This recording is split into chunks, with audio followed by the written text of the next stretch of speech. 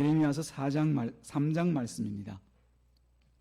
예레미야서 3장 19절부터 23절까지 말씀 우리가 함께 찾고 한 절씩 나누어서 교독하겠습니다. 구약성경 1055쪽, 1056쪽 사이에 있습니다.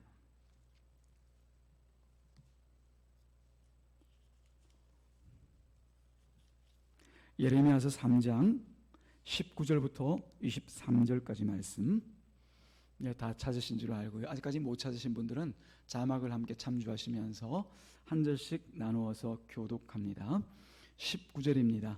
내가 말하기를 내가 어떻게 하든지 너를 자녀들 중에 두며 허다한 나라 중에 아름다운 기업인 이 귀한 땅을 내게 주리라 하였고, 내가 다시 말하기를 너희가 나를 나의 아버지라 하고 나를 떠나지 말 것이니라 하였노라.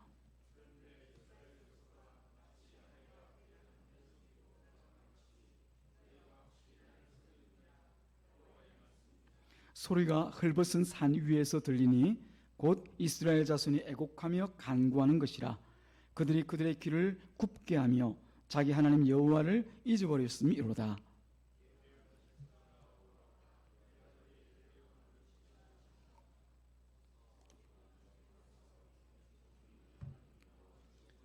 (23절) 함께 읽습니다. 작은 산들과 큰 산 위에서 떠드는 것은 참으로 헛된 일이라. 이스라엘의 구원은 진실로 우리 하나님 여호와께 있나이다. 아멘. 기도합니다. 하나님 아버지, 이 시간은 또 하나님께서 말씀을 친히 주실 자리입니다. 주의 종을 세우셨사오니 오직 하나님의 말씀만 대언하게 하시고 받는 우리 모두가 하나님 은혜 가운데 붙들리게 하여 주옵소서. 예수님의 이름으로 기도드리옵나이다. 아멘. 우리가 잘 알다시피 이 성경이라고 하는 책은 하나님의 말씀입니다. 그래서 성경 안에 보면은 모두 66권의 책들이 하나로 이렇게 모아져 있죠. 물론 66권이지만 그 안에 있는 내용은 다 어떻게 보면은 하나님에 관한 말씀이다라고 볼 수가 있습니다. 그래서 그 한 권 한 권마다 다 하나님의 뜻이 계신 것이죠. 근데 우리가 특별히 이 성경 중에서 선지서를 보다 보면은 우리가 읽은 예레미야라고 하는 이 말씀이 바로 선지서인데요. 이스라엘 백성들 가운데 나타날 일들을 미리 예언하여서 혹은 그 당시 있는 일을 하나님의 말씀을 그대로 받아서 선지자들이 고한 말씀, 또 세상에 선언한 말씀, 또 선포한 말씀, 그렇게 볼 수가 있겠죠. 이 선지서를 우리가 간혹 보게 되어지는데 이 선지서를 보다 보면은 계속적으로 반복되는 그런 말씀들이 있습니다. 여러분들도 성경을 또 읽기도 하고 또 같이 또 스스로가 또 성경을 연구하기도 하지 않습니까? 그럼 이 선지서를 보면서 여러분들 중에서 어떤 말씀들이 반복되고 있는 것을 보셨어요? 제가 4가지로 계속 반복되고 있는 말씀들을 제가 요약을 해드리고 싶습니다. 첫 번째는 뭐냐면은 일반적인 선언입니다. 세상의 죄에 대해서 하나님께서 반드시 심판하실 것이다라고 하는 것, 그 일에 대하여서 말씀하십니다. 그게 반복되고 있죠. 그리고 두 번째는 뭐냐면은 그런 세상의 죄에 대해서 구별하신 하나님의 백성들이 오히려 이 세상 죄와 구별되지 않고 세상을 따라가더라는 거죠. 그래서 너희들에게 이 세상 죄와 같이 너희들도 세상 죄와 구별되지 않는 가운데 있다. 책망의 말씀이죠. 구별되어야 될 것들이 구별되지 않고 세상과 똑같이 살더라고 하는 그런 책망의 말씀들이 선지서에 보면 또 계속적으로 반복되고 있습니다. 세 번째는 이처럼 책망받은 이스라엘 백성들에게 하나님께서 이제 다시 한번 권면하는 말씀입니다. 뭐라고 권면하시겠습니까? 하나님을 떠나 있으니까 빨리 돌아오라고 하는 거죠. 돌아와서 이제 나와 함께 살자라고 하는 겁니다. 그때 네 번째 말씀이 뭐냐면 하나님께 돌아오는 자들에 대해서 하나님께서 용서하시고 또 회복하게 만들어 주시겠다라고 하는 그런 약속의 말씀들이 계속해서 반복되어져 가고 있는 것을 보게 됩니다. 어떻게 보면 이런 말씀들이 예레미야서에서도 보면은 아주 많이 반복됩니다. 잘 알다시피 예레미야서는 성경 중에서 가장 긴 성경입니다. 물론 이사야서가 66장으로 장수로 따지면 52장인 이 예레미야서보다도 더 긴다고 볼 수가 있지만, 그러나 부피를 보면은 그 양을 보면은 예레미야서가 가장 부피가 크고 길다고 말할 수가 있습니다. 이런 예레미야서에서 계속 이런 패턴이 반복되다 보니까 어떤 반복이요? 이스라엘 백성들 향한 책망과 그리고 돌아오라는 이런 권고의 말씀, 권면의 말씀들이 반복되다 보니까 처음 시작할 때는 모르겠는데 자꾸 읽다 보면은 이거 똑같은 말이 계속 반복되네. 그걸로 끝나지 않고 뭐 별 재미도 없고 뭐 별로 큰 감동도 없어. 그러면서 읽는 것이 별로 마땅치 않은 그런 분들도 계실 거예요. 늘 뭐 성경 속에나 있는 그런 이야기지라고 하는 그런 식이죠. 우상을 섬기는 죄를 짓고 있다든지 하나님을 떠났다든지 또 돌아오는 말을 들으면 그게 그저 남의 이야기처럼 들려지는 것이죠. 왜냐하면 여기 있는 여러분들이라고 하면 대부분이 나는 우상을 섬긴 적이 없다 그렇게 생각하고 계실 것이기 분명하기 때문에 그런 거죠. 그러다 보니까 나는 하나님을 떠난 적도 없고 돌아오는 그 말씀은 내가 들을 말씀은 아닌 것 같아 그렇게 생각합니다. 그래서 선지서에 있는 이 말씀들은 그때 살았던 아주 못된 정말 하나님 앞에 못되게 살았던 이런 유다 백성들이나 이스라엘 백성들이 듣는 이야기지 내가 들을 이야기는 아니다 그렇게 생각합니다. 나와 다른 사람들이 들어야 할 얘기는 아니라는 거죠. 그래서 선지서의 말씀들은 그냥 역사 중에 그런 일이 있었구나 라고 생각하고 가볍게 넘어가려는 남의 일 정도로 생각하고 받아들이는 그런 일들이 우리 가운데 허다하게 있는 거죠. 그것도 52장이나 되는 이 말씀을 묵상해 나가면서 그런 적이 한두 번이겠습니까? 그러면서 하는 말이 항상 그렇습니다. 그래도 나는 뭐 하나님 잘 믿고 삽니다. 하나님 아시잖아요. 그래도 나는 예배 잘 드립니다. 남들이 예배 자리에 안 올 때 저는 그래도 그 자리 굳게 잘 지키고 있었잖아요. 그래도 나는 교회 봉사도 합니다. 남들 하기 싫어하는 일도 제가 자주 하고요. 그래도 나는 전도합니다. 나는 기도도 하잖아요. 그래서 내가 들을 말은 그런 말이 아니라는 겁니다. 하나님을 떠났다거나 혹은 하나님께 돌아오는 말은 나 말고 다른 사람 이야기로 결론을 냅니다. 사실 우리 가운데 대부분은 하나님을 떠났다라고 하는 이 말을 자기의 것으로 받아들일 수 있는 사람이 거의 많지가 않습니다. 내가 언제 하나님을 떠났어? 보이지 않는 하나님이시긴 하지만 내가 늘 하나님의 곁에 있었지 내가 언제 하나님을 떠났어? 그렇게 생각합니다. 그러다 보니까 당연히 돌아갈 일도 없는 거죠. 예레미야서에서 말씀하고 있는 그런 말들은 내가 아니라 아주 신앙을 아주 엉망으로 하고 있는 그런 신자들이나 교회 밖에 있는 불신자들이나 들을 그런 얘기 정도로만 생각합니다. 과연 그럴까요? 우리가 이런 선지서에 있는 네가 하나님을 떠났다, 네가 하나님으로부터 하나님께 돌아와야 되겠다, 그런 말을 들으면서 우리는 이걸 남의 이야기로 그렇게 치부할 수가 있겠느냐라고 하는 거죠. 그렇다면 하나님께서 이스라엘 백성들을 향해서 혹은 우리들을 향해서 이 자리에 외치고 있는 이 말씀, 너희가 하나님을 떠났다라고 하는 말씀은 전혀 성경에 기록해 놓지 않아도 되는 말씀 아닙니까? 이건 뭐 설교를 하기에는 너무 부적절한 그런 내용들 아닌가라고 하는 거죠. 이미 하나님 앞에 잘 붙어 있고 하나님의 말씀을 잘 듣고 떠나지 않고 살아가고 있는 사람들의 굳이 뭐 이런 본문을 택해가지고 설교하는 것, 이게 우리 가운데 타당하냐라는 거죠. 차라리 다른 것 좀 합시다. 다른 것. 우리가 좀 신앙생활 잘하니까 예배도 잘 드리고 기도도 잘하고 전도도 잘하고 봉사도 잘하고 헌금도 잘하니까 복 받는 이야기 그런 것 좀 합시다. 하나님께서 뭘 주실지 그런 얘기 좀 합시다. 이런 거예요.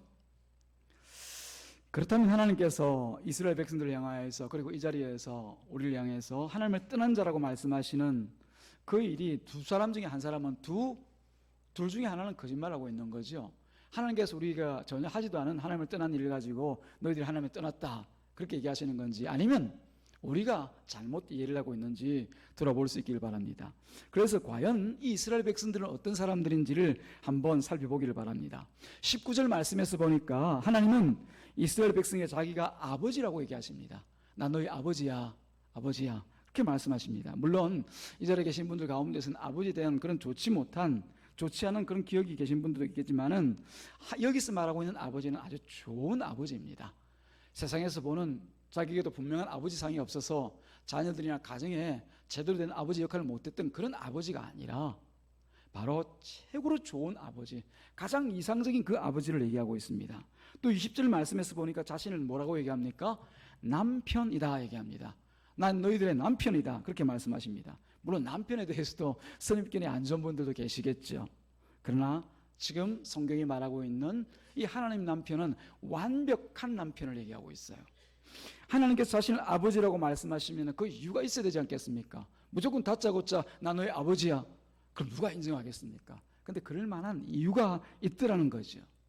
이 하나님 아버지께서는 자기 자녀들을 위해서 모든 것을 다 주셨습니다. 이제 제가 그걸 얘기를 드릴 텐데요. 아름다운 땅과 그 기업들을 자식들에게, 자녀들에게 약속하시고 나서 그것을 그대로 다 주십니다.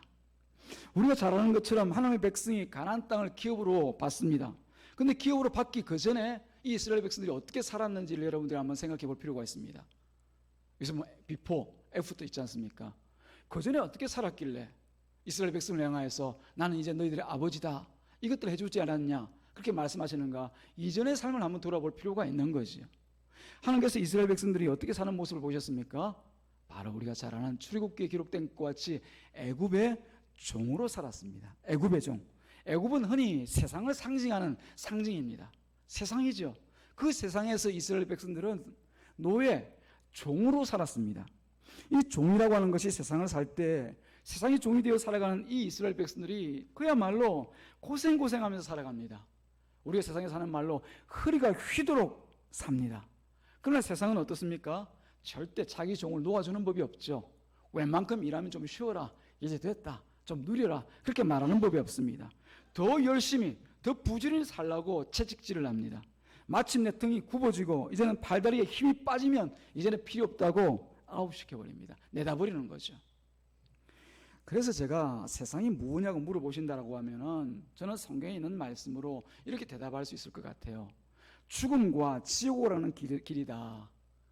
죽는 것으로만 끝나는 것이 아니라 저 영원한 지옥으로 가는 그 관문이 바로 이 세상살이라고 하는 거예요. 그것이 바로 세상입니다. 아무리 살아도 결국은 세상의 종에서 벗어나지 못하는 것, 그게 바로 이전, before, 이전에 있던 이스라엘의 모습, 이스라엘의 인생, 이스라엘에 가야 될 길이었어요. 그런 이스라엘입니다. 그런데 하나님께서 이스라엘을, 아들하는 이 이스라엘을 그 세상인 애굽에서 빼내어서 자기 자녀로 삼아 주셨어요. 그러면서 뭐라고 얘기합니까? 나는 너희들의 아버지야, 그렇게 얘기합니다. 한 일이 분명히 있죠, 그죠? 평생 종으로 살다가 결국은 죽고 지옥 갈 인생들을, 그 죽고 지옥 갈 인생들을 빼내어서 자기 자녀로 삼아서 내 나라, 이 아름답고 풍성한 기업, 젖과 꿀이 흐르는 그 땅으로 내가 이끌어 갈게. 너는 내 아들이야, 너는 내 딸이야, 내 자녀야, 나는 너희 아버지야, 그렇게 말씀하시는 것이란 말입니다. 그리고 하나님께서 주시는 가장 좋은 것으로 살게 만들어 주시죠. 젖과 꿀이 흐르는 땅, 이걸 여러분들이 그냥 이 땅에서 삶으로 생각하시면 이해가 안 되는 얘기입니다. 여러분 가나안 땅, 화면을 통해서나 어떤 여러분들이 얼마든지 이스라엘 여행할 수가 있잖아요. 직접 가지 않아도 가서 이스라엘 딱 보면 어떤 그런 뭐라고 그럽니까? 프로그램들이 있습니다. 여행하는. 거기 보면 그 땅이 어떤지 여러분 아실 거예요. 그 땅을 두고 젖과 꿀이 흐르는 땅이다라고 말할 때 이건 아닌 것 같은데 차라리 초목이 무성한 땅이나 안 그러면 살기 좋은 그런 곳을 보여줘야지 이곳이 무슨 젖과 꿀이 흐르는 땅인가 라고 생각하는 것은 하나님께서 이 말씀하시는 그 이유를 알지 못하는 거예요. 우리가 만약에 살아가는 인생이 이 땅에서 80, 90 혹은 100이라고 하면은 그게 끝으로서 이 땅에 젖과 꿀이 흐르는 땅이 어떤 땅인지에 대해서 우리가 생각해 볼 수가 있겠죠. 그럼 우리 인생 그게 끝이 아닙니다. 이 땅에서 삶을 마감하고 나면은 또 살아야 되는 영원한 삶이 있거든요. 그 땅에는 우리가 지옥과 천국으로 나누어지잖아요. 그 천국이 어떤 땅인가? 하나님께서 말씀하시는 젖과 꿀이 흐르는 땅이에요. 이 땅에서는 전혀 맛보지 못할 젖과 이 땅에서 전혀 맛보지 못할 그 꿀을 먹고 마시고 살아가는 영원한 나라, 그것을 지금 얘기하시는 것이죠. 그 표상과 그 표본이 바로 가나안 땅에 있는 거예요. 너희들은 이제 애굽이라고 하는 그 세상에서 가난과 고초와 종된 삶을 살다가 내가 이끌어가는 젖과 꿀이 흐르는 그런 영원한 생명의 땅으로 내가 인도해 가겠다. 그래서 내가 그 기업으로 가나안 땅을 내가 미리 마련해 주겠다. 그런 의미로 가나안 땅으로 이끌어 가신 것이에요.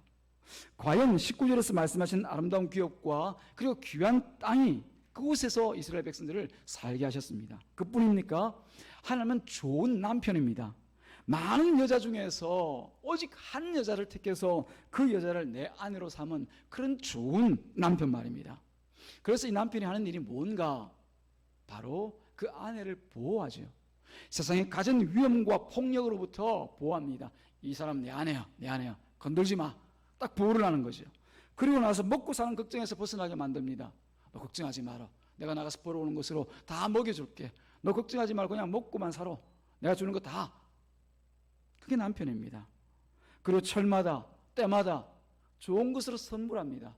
결혼 기념일이 되어지면은 선물 한 보따리 들고 와가지고는 안겨주면서 결혼 기념일이야. 이거 어떻게 생각해? 좋지. 좋은 것 줍니다. 생일이 되면 또 생일이라고 가져와서 좋은 선물 안겨줍니다. 이게 남편이에요. 늑대와 이리 같은 그런 정조를 유린하기 위해서 달려드는 그런 나쁜 자들을 다 물리칩니다. 안전과 보호 그리고 인도가 있는 것이 바로 남편이 하는 그 역할인 것이죠. 생명과 안전을 보장하고 참된 행복을 약속하는 좋은 남편이 바로 하나님이십니다. 그렇다면 우리가 하나님을 아버지로 그런 남편으로 삼고 살아가는 그런 이스라엘 백성들이 살아야 될 그 마음 중심이라고 하는 것을 우리가 한번 생각해 보십시오. 그러니까 좋은 아버지를 곁에 두고 그런 좋은 남편을 곁에 두고 살아가는 이 이스라엘 백성이 무슨 마음으로 살아가야 될까라고 하는 것을 한번 생각해 보시기 바랍니다. 어떤 마음일까요, 여러분? 그 좋은 아버지를 보면서 그 좋은 남편을 보면서 어떤 생각이 들까요? 우리가 성경에서 흔히 하는 말로 은혜가 있지 않습니까? 다 은혜입니다. 다 우리 아버지 은혜입니다. 다 우리 남편 은혜입니다. 그렇게 생각하고 또 말하고 또 행동하고 표현하면서 살아가야 마땅한 것이죠. 그런데 하나님은 선지자에게, 예레미야 선지자에게 그런 자녀 이스라엘이, 그런 아내인 이스라엘이 자신을 속이고 버렸다, 떠났다 그렇게 얘기합니다. 근데 이스라엘 백성들의 반응이 어떠신지 여러분 압니까? 오늘 우리가 짧은 구절을 읽었지만 안에 내용들을 보면은 내가 너희들을 자녀 삼고 내가 너희들을 아내로 삼았지만 너희는 나를 버리고 떠났어. 나를 속이고 떠났어. 그렇게 하나님께서 얘기하시니까 이스라엘 백성들이 뭐라고 얘기하면 우리가 언제요? 그럽니다. 아이고 우리가 언제요? 우리가 언제 그랬습니까? 그러면서 막 손세를 칩니다. 그런 일 없어요 하나님. 그러면서 뭘 얘기하냐면 우린 예배도 잘 드리고 봉사도 잘하고 전도도 잘하고 헌금도 잘하고 기도도 잘하고 살지 않았습니까? 필요할 때마다 하나님께서 일하라고 하면 일도 열심히 하고 그렇게 살았잖아요. 우리가 언제 하나님을 속이고 하나님을 떠났습니까? 언제 하나님을 버렸습니까? 그렇게 얘기하는 거죠. 자, 그러면 여기서 우리가 판단을 해보아야 되겠죠. 하나님께서 지금 없는 말씀을 하시는 거예요? 아니면 이스라엘 백성들이 뭔가 착각하고 있는 거예요? 그 실상이 이렇습니다. 하나님을 속이고 하나님을 떠났다는 것이 무엇을 말하는지, 하나님께서 왜 나를 속였다, 하나님께서 왜 너희는 나를 떠났다 그렇게 말씀하시는지를 우리가 알아야 된다는 거죠. 살아가면서 하나님을 의식하지 않는 것, 하나님께서 내 곁에 살아계시고 내 아버지로 내 남편으로, 여러분 한번 생각해 보십시오. 아버지가 그 곁을, 자식의 곁을 떠날 때가 있겠습니까? 그 남편이 자기 사랑한 아내를 잠시라도 버려두고 떠날 일이 있겠습니까? 물론 세상에서야 그런 일들이 허다하지만 제가 얘기 드렸잖아요. 좋은 아버지, 좋은 남편입니다.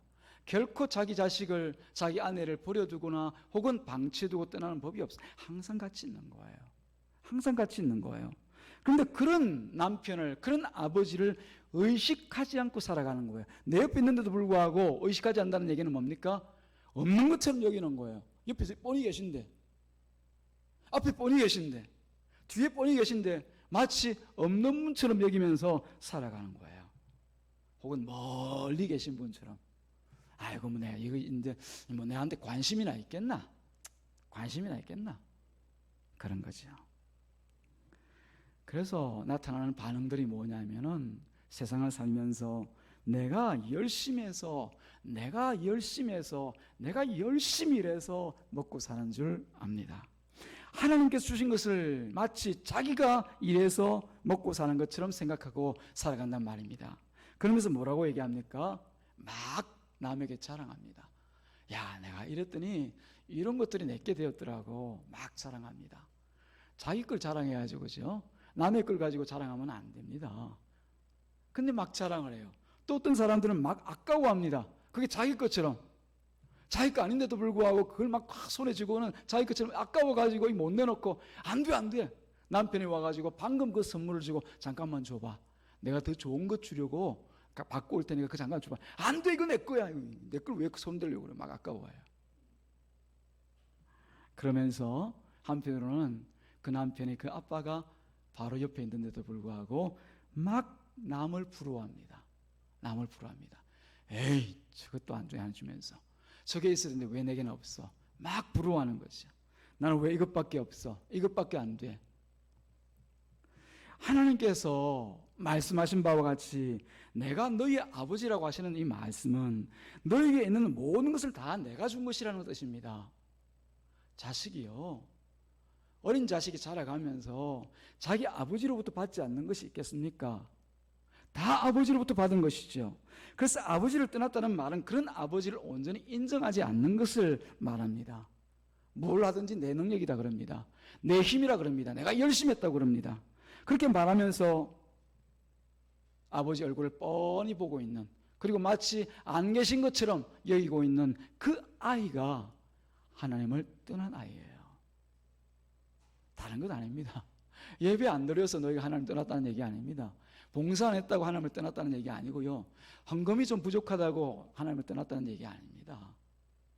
곁에 계신 그 하나님, 모든 것을 다 주시고 모든 것을 다 행하셨지만 그 하나님을 마치 없는 것처럼 혹은 인정하지 않고 살아가는 그 자식들이 아버지를 떠난 자식들이에요. 그러면서 하나님의 말씀과 그 뜻을 받아들이는 것이 결코 쉽지가 않습니다. 막 싫어요. 내가 하고 싶은 대로 하고 싶어요. 세상이 가는 대로 세상의 뜻을 바라보면서 야, 저거 쫓아가려면 내가 얼마나 따라가야 되지? 아버지는 아니야 나 따라가자.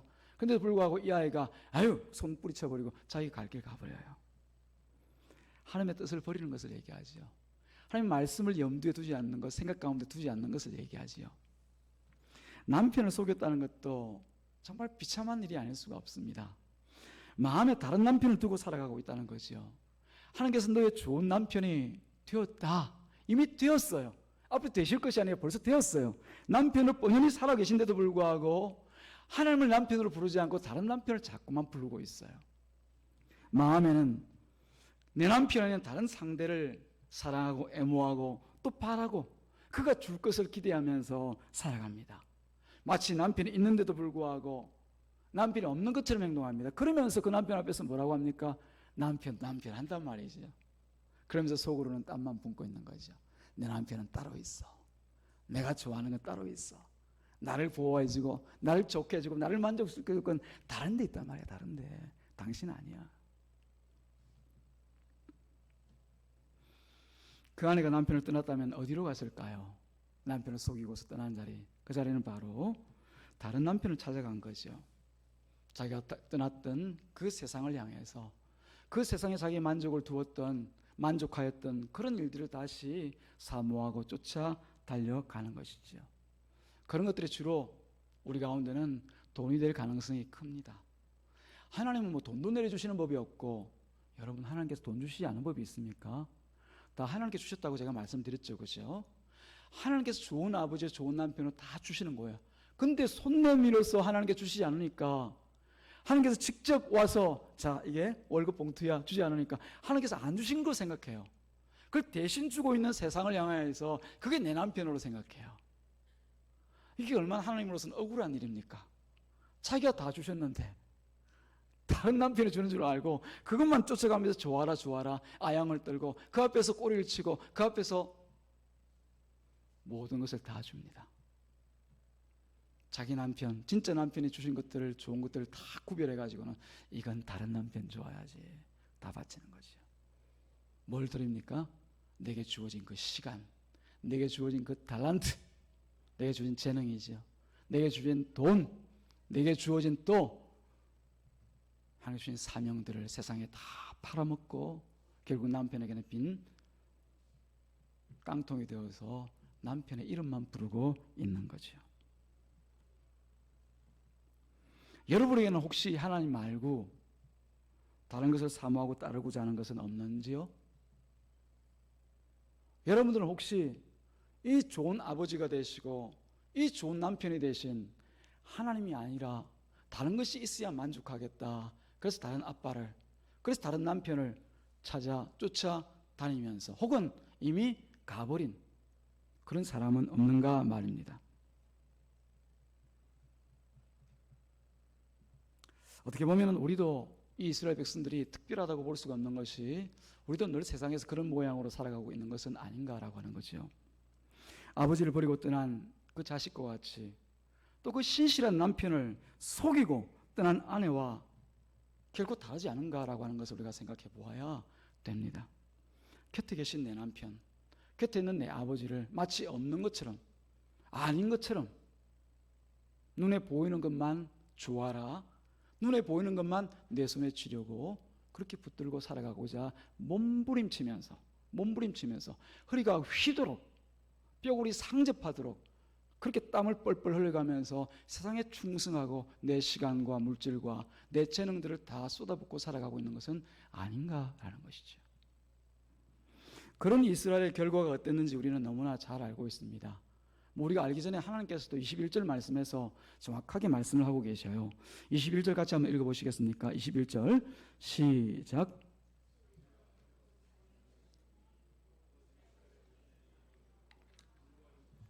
그들이 그들의 길을 굽게 하며 자기 하나님 여호와를 잊어버렸음이로다.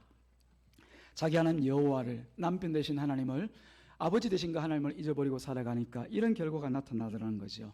우리 잘 아는 것처럼 예레미야서의 뒷부분은 이제 남유다가 망합니다. 북이스라엘은 이미 100년 전에 다 망해 있고요. 망한 북이스라엘과 남유다가 망하는 그때의 참상들을 여러분 한번 생각해 보십시오. 그때 그냥 쉽게 우리 망했어 끝나겠습니까? 파산 신청하는 것처럼 재산 정리만 하면 끝나는 겁니까? 아니요, 그렇지 않습니다. 전쟁이었거든요. 전쟁이 참상해서 아수르가 밀려오고 북쪽에서 바벨론이 밀려올 때 그 나라가 망할 때 어떤 참상을 겪었겠습니까? 그 가운데 내가 살아있었다 말하는 사람이 없습니다. 어느 칼이 어느 창이 찔러 들어오고 베어 들어와서 나를 죽일지 모릅니다. 혹은 그렇게 죽은 사람들이 그리에 즐비합니다. 다 죽는 거죠. 그게 망하는 것입니다. 그뿐입니까? 그 자녀들은 포로가 되어서 세상 나라에 끌려갑니다. 그래서 오랫동안 그곳에서 갇혀 살게 됩니다. 그렇게 애지중지하던 자식들이 나 너 없으면 못 살아. 너를 위해서 내 다 투자하는 것 알지? 너는 세상에서 잘 돼야 돼. 너는 성공해야 돼. 했던 그 자식들이 세상 나라의 포로가 되어서 오랫동안 갇혀 살게 되더라는 거예요. 자기가 그동안 애지중지하던 것, 내 것이라 생각해서 나는 못 내놓아요. 내 것이요. 라고 했던 그 모든 것들을 자기가 한 손 내밀기 전에 남이 다 빼앗아 가버립니다. 그런데 21절 보면 이 사람들이 어떻게 합니까? 그런 일들이 일어날 때 이 사람들이 한 일은 이런 일들입니다. 소리가 헐벗은 산 위에서 들리니, 어떤 소리겠습니까? 나 죽겠습니다. 이제 우리 죽습니다. 우리 좀 살려주세요. 누구에게서 와서 얘기합니까? 아버지에게요. 누구에게요? 남편에게. 진짜 아버지 남편에게 와서 그렇게 부르짖습니다마는 그 소리를 하나님께서 안 듣습니다. 왜냐하면 그 헐벗은 산 위에서 부르짖는 그 애곡과 애통은 진정한 하나님께로 들어오는 그 소리가 아닙니다. 헐벗은 산이라고 하는 것은 이 사람들이 우상을 섬기기 위해서 깎아놓은 그런 산을 얘기합니다.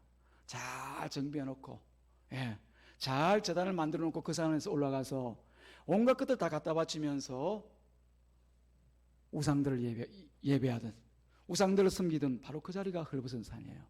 그곳에 다시 올라가서 하나님 아버지를 부르고 있습니다. 아니 그 산이 아니라 하나님 계신 곳에 가서 또는 자신의 자리를 다 버리고 이게 잘못됐습니다. 이걸 버리고 다시 돌아갑니다. 그러고 나서 그 자리에서 하나님을 찾고 구해야지. 이전의 삶은 그대로 내 모습 그대로 그냥 가서 그 자리에서 나 돌아왔으니 하나님 나를 기뻐해 주실 거죠. 나 구해 주실 거죠. 나 살려 주실 거죠. 그러고 있단 말입니다. 그래서 하나님께서 들으실 소리가 아닙니다. 이스라엘 백성이 그렇게 했거든요. 회개하는 것 같은데 회개가 아니에요. 그냥 목소리만 높여가지고 우리 살려주세요, 우리 잘되게 해주세요 그랬지 진정 하나님의 품으로 돌아가지를 않았던 거예요. 이런 우리의 형편이라고 하면 이제 우리에게 희망이 있을까요? 이게 저와 여러분의 형편이라고 하면 우리에게 희망이 없다는 것이 결론입니다. 그런데 하나님께서 빛과 같은 그 희망의 문을 열어주셔요. 22절 말씀입니다. 22절 상반절 여러분이 같이 한번 읽어보시겠습니다. 22절 시작. 배역한 자식들아 돌아오라.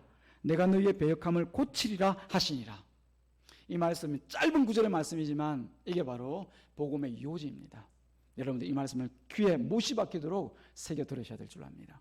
첫 번째는 바로 우리가 배역한 자식, 하나님을 버린 자식, 하나님을 남편으로서 하나님을 속이고 떠난 자식이라는 것을 내가 인정해야 됩니다.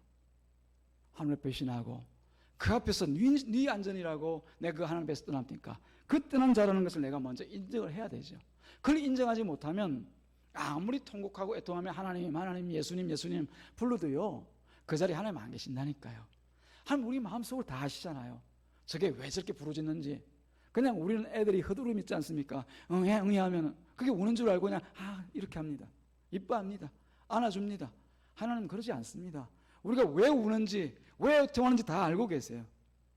가장 먼저는 우리가 하나님을 버리고 떠난 자라고 하는 것, 하나님을 속인 자라고 하는 것을 인정해야 됩니다. 둘째가 바로 돌아가야 되는 거죠. 돌아가야 되는 거죠. 그리고 난 뒤에 역사가 일어납니다. 아까 이스라엘 백성이 어떻게 했다고요? 다시 헐벗은 산에 올라가가지고 자기 우상들을 제사드리는 그곳에서 하나님을 찾고 구하고 있잖아요. 그거 아니라는 거예요. 진정 하나님의 품으로 돌아가야 되죠. 내 앞에 계신 하나님, 내 옆에 계신 하나님, 내 모든 삶 가운데 계신 그 하나님을 인정하는 자리로 돌아가야 됩니다. 그때 바로 세 번째로 말씀하신 것 같이 내가 너희의 배역함을 어떻게 하리라? 고치리라. 고치신다는 거예요. 그것을 기대해야 됩니다. 하나님께서 고치시겠구나, 하나님께서 회복하게 하시겠구나, 하나님께서 하시겠구나라는 것을 기대해야 돼요. 그때 하나님께서 배역한 자를 고쳐주시는 것을 우리가 무엇으로 알 수 있을까요? 우리도 병이 나으면은 병이 난 정상이 있습니다. 그죠? 병이 있을 때는 어떻습니까? 아프고 고통스럽고 열나고 그야말로 막 힘들잖아요. 근데 병이 나으면 그 병이 낫는 우리 몸의 정상이 있거든요. 그걸 바로 22절 하반절과 23절에 말씀하고 있어요. 22절 하반절에 보면 이렇게 표현되어 있습니다. 여러분 성경을 보시면서요. 보소서 우리가 주께 왔사오니 우리의 하나님은 여호와이심입니다. 이건 이제 하나님께서 너희를 고쳐주시리라 말씀하시고 나서 예레미야가 이스라엘 온 백성을 대표해서 하나님 앞에 올려드리는 그런 고백이에요. 기도라고도 말씀할 수 있고 고백이라도 얘기할 수 있어요. 그런데 이 고백 안에 뭐가 들어있습니까? 분명한 신앙 고백이 있지 않습니까? 하나님만이 우리의 하나님이시다. 하나님만이 우리의 주인이시다. 하나님만이 내 아버지시고 하나님만이 내 남편이시라고 하는 진실한 고백이 이 가운데 들어있는 거죠. 그 말에는 어떤 말이 있습니까? 내가 그동안 섬겼던 그 헛된 우상과 그 모든 헛된 것들은 나의 주인이 아니라는 고백이 들어있는 것입니다. 이게 바로 하나님으로부터 고침을 받은 그 사람에게 나타나는 분명한 회복의 정상입니다. 고침의 정상입니다. 둘째는 23절에 있지 않습니까? 23절 같이 읽겠습니다. 시작. 작은 산들과 큰 산 위에서 떠드는 것은 참으로 헛된 일이라. 이스라엘의 구원은 진실로 우리 하나님 여호와께 있나이다. 작은 산들과 큰 산, 아까 말씀드린 그대로입니다.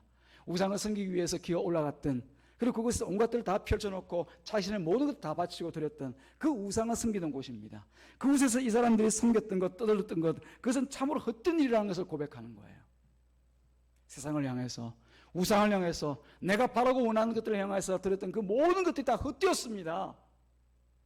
오직 우리의 구원은, 이스라엘의 구원은 진실로 우리 하나님 여호와께 있나이다. 세상에는 무언가를 줄 것처럼 우리를 유혹하고 미혹하고 오라 끌어당기지만은 그 속에서는 아무것도 없고 오직 우리를 묵묵히 바라보시고 함께 하시는 내 아버지와 같은 하나님, 내 남편과 같은 하나님, 이 하나님만 우리의 진정한 구원이요 소망이라는 것을 고백하잖아요. 이게 바로 하나님으로부터 고침을 받은 사람에게 나타난 회복의 정상입니다. 여러분 어떠세요? 이런 정상 있으세요? 어떻습니까? 이런 정상 사모가 되지 않습니까? 아멘 좀 하세요. 저 같으면 아멘 하겠네. 이때 고침받은 신자는 세상의 그 헛된 것을 얻기 위해서 하나님을 부르지 않습니다. 이제는 오히려 항상 헛된 것들을 추구했던, 바랐던, 원했던 그런 자신의 욕망을 발견하고 하나님의 도움을 구하는 그 자리로 나아갈 것입니다. 내 손에 가득 채우고서가 아니라 내 손을 다 내려놓고, 내 생각을 다 내려놓고, 내 뜻을 다 내려놓고 오직 하나님만이 나의 남편이시고 하나님만이 나의 아버지이십니다. 나의 모든 것입니다. 그렇게 고백하고 하나님 앞에 나아가게 될 것입니다. 사랑하는 여러분, 저는 지난 한 주간을 통하여서도 하나님께서 열심히 일하시는 모습을 저는 다 보고 왔습니다. 여러분은 어떠셨는지 모르겠어요. 이 땅에 퍼붓는 그 빗줄기를 보면서 여러분들은 그 일들이 그저 우연히 그냥 구름이 많이 모이니까 모이는 자리에 비가 그냥 버부어지고 쏟아부어지고 그게 홍수가 되나 보다 그렇게 생각하세요? 창세기에 돌아가 보십시오. 홍수를 주시는 분도 하나님이세요. 여러분 혹시 휴가 중에 있는 분 계실지 모르겠는데 바다 가실 것 아닙니까? 바다를 가서 그 바다를 한번 보십시오. 경계가 있잖아요. 바닷물이 들어오는 곳과 들어오지 못하는 곳이 딱 나누어져 있잖아요. 그게 그냥 우연히 그런 일들이 일어날 것 같아요? 누가? 어떻게? 우연히 어떻게? 이 지구라고 하는 행성 보면 참 신기해요. 태양이 저렇게 있는데 조금만 1cm만 가까이 가도 이 태양이 지금 우리가 살고 있는 이런 환경이 되지 않아요. 1cm만 조금 더 물러나도 우리가 살 수 있는 그런 환경이 안 돼요. 그런데도 불구하고 늘 일정한 자리에서 일정하게 자전과 공전을 하면서 우리가 살고 있는 환경을 만들어내고 있단 말이에요. 누가 하는 거예요? 여러분이 하셔요? 아니면 뭐 과학자 몇 사람이 모여가지고 뚝딱뚝딱 하니까 그런 일들이 일어났어요? 하나님 하시는 거예요. 하나님 하시는 거예요. 누가 이 땅에 일어나는 이 모든 일들 가운데서 내가 했다고 말할 수 있겠습니까? 하늘의 비를 그치는 일과 하늘의 비를 내리는 일, 바닷물을 멈추게 하고 또 드나들게 하는 그 일들, 이 지구와 자전과 공전하는 그 모든 일들을 누가 하십니까? 하나님 하시는 거 아니에요? 하나님이. 그럼 우리가 눈을 들어서 바라보면 이 하나님이 살아계신 것을 알고 그 하나님 앞에 내가 무엇을 바라보고 살아가야 될지를 깨달아 알 것 아닙니까? 그러라고 하나님께서 우리를 불러주신 거예요. 사랑하는 여러분, 우리를 하나님께서 부르시고 또 택하셔서 살게 하신 것과 함께 잠시 또 그 하나님을 잊고 살아가는 우리를 다시 돌이키시고 또 고쳐주시기를 원하십니다. 오늘 자리에서 주의 말씀을 듣는 여러분들이 이 한 주간 사시면서 내가 과연 이런 아버지, 이런 남편과 같은 하나님을 내 곁에 내 삶의 중심에 모시고 살아가고 있는지를 잠잠히 묵상하시기를 주님의 이름으로 축복합니다. 만약 떠난 자리가 멀지 않습니다. 돌아오시면 됩니다. 예수님 이름 부르고 그 십자가 붙들고 다시 돌아오시면 돼요. 진심으로 거짓말 말고 그냥 거두름 말고 진짜 울면서 돌아오시기만 하면 하나님께서 치료하시고 회복하게 하시고 고쳐 주신다니까요. 그런 은혜가 오늘 우리 교회 가운데 여러분 심령과 여러분 가정에 함께 하시기를 주님의 이름으로 축복합니다. 기도합니다. 하나님 아버지 감사합니다. 오늘도 주님께서 우리를 사랑하셔서 이 마지막 때에 주님 행하실 일이 있기 전에 돌아오라 말씀하시고 다시 한번 주님의 품 안에서 회복하라 말씀하셨사오니 우리가 이 시간 또 입을 열어 아멘 하였사오니 주여 들으셨사오니 주님 우리를 고쳐 주시옵소서. 주님의 뜻 가운데만 살아드리는 우리가 되게 하여 주옵소서. 예수님의 이름으로 기도드리옵나이다. 아멘.